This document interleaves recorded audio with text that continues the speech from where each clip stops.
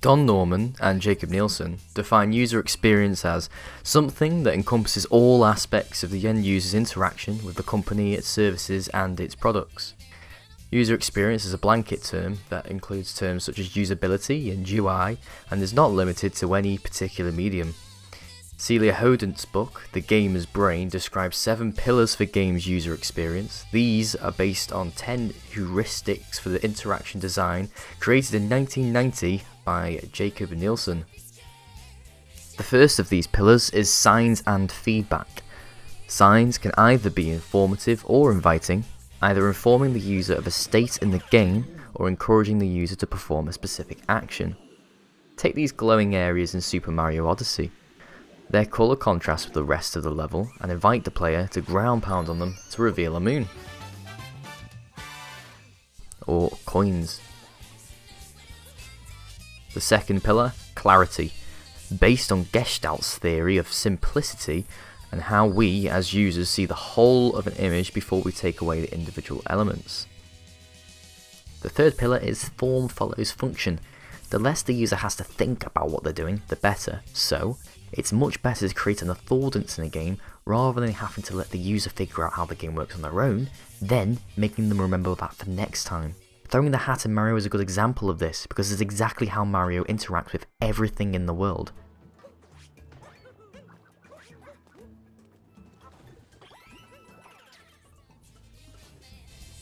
The fourth pillar is consistency. Are elements and functions within the game consistent? If a developer allows their users to perform a specific action in one part of the game and not in the other, then this can cause a frustration within the user, and often a rejection of the system after repeat offences. For example, take this part of Super Mario Odyssey. The player sits on a bench and, after waiting a few seconds, is rewarded with a moon. Now, something to notice here is there's absolutely no sign that this particular bench is different from any of the other benches in the game, and it's the only time you'll be rewarded for doing this. Here, Nintendo have created a false affordance, and players won't be able to pass another bench without wondering if there's a hidden reward there. The fifth pillar is minimum workload, but not to the extent where the user doesn't have to put any effort in. But is the user going to find enjoyment and purpose out of, for example, travelling for 5 minutes to reach the game's next story beat? Probably not. A lot of games introduce fast travel, warp locations and travel skips so the user can jump straight into the more interesting parts of the game. Sixth, error prevention and recovery. Everyone makes mistakes. Why should users be harshly punished for doing so? The game needs to strike a balance between being fair and teaching the user how to progress without making itself too easy. Both ends of the scale can be unenjoyable for users and just not fun. The eighth and final pillar is flexibility. This is customization and adjustments by the player, which includes anything from changing the input bindings on the controller, adjusting the colours of the game to be better viewed by somebody with a visual impairment, to simply changing the difficulty settings to allow a lesser skilled player to still enjoy the game.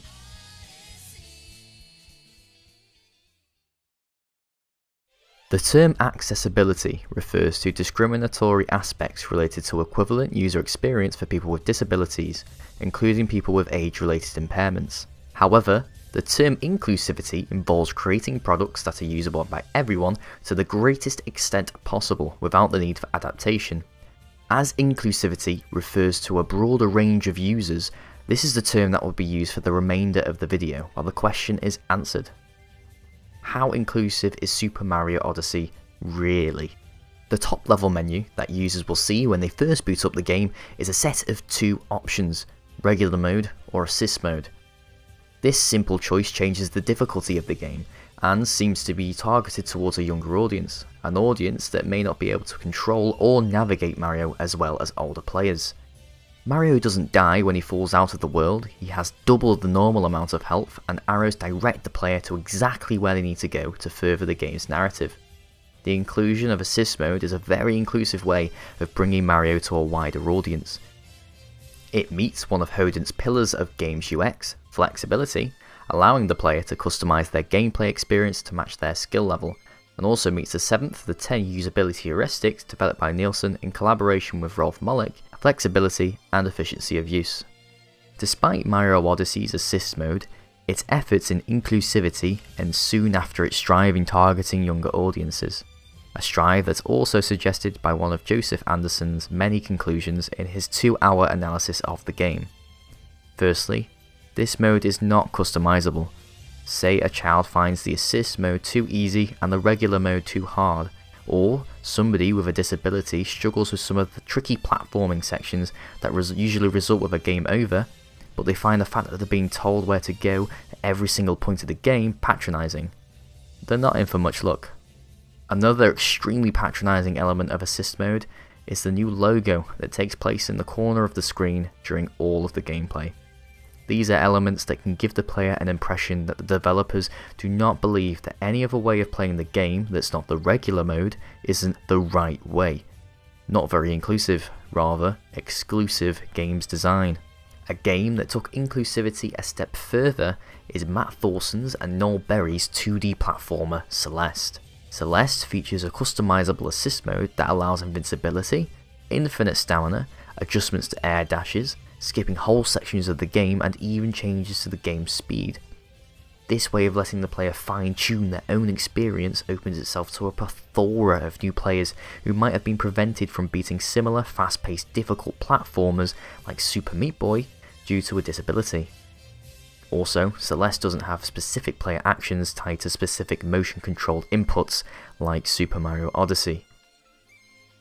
According to PopCap Games Researchers survey in 2008, around 1 in 5 gamers are disabled, many of which will have some form of physical impairment that will prevent them from performing motion control specific moves within Super Mario Odyssey. These are moves such as the homing cap throw, throwing the cap further forward than usual, the circular cap throw that allows keen eyes to reap rewards, the ability to climb faster, keeping up Mario's momentum when rolling, and many possession specific bonuses too, such as being able to jump higher when controlling a Goomba. Granted, these moves are not required to beat the game, but they're still exclusive and reward players that are able to move the controllers accurately within a physical space. But it doesn't end at the players that are physically disabled, as those who are situationally disabled, such as only being able to play in the Nintendo Switch's portable mode, will struggle to perform these moves as the controllers are attached to the console despite the need to move them individually. Chris Plant wrote on Polygon, Super Mario Odyssey's motion controls are especially at odds with Nintendo's ongoing push for accessibility, as they're more difficult to perform than simply tapping a face button, 2 of which sit unused, waiting to be given a function. Despite this, Nintendo has already found ways to increase Mario's moveset without just assigning one new move to one new button on the controller. Mark Brown discusses versatile verbs and uses Mario's jump as an example of how developers can create an expansive moveset with just a few inputs. Mario's jump can also combine with the crouch button for all sorts of new moves. Crouch and then jump for a tall backflip, or crouch while running before jumping for a long jump, or crouch in midair for a ground pound, which can transition into another springy leap.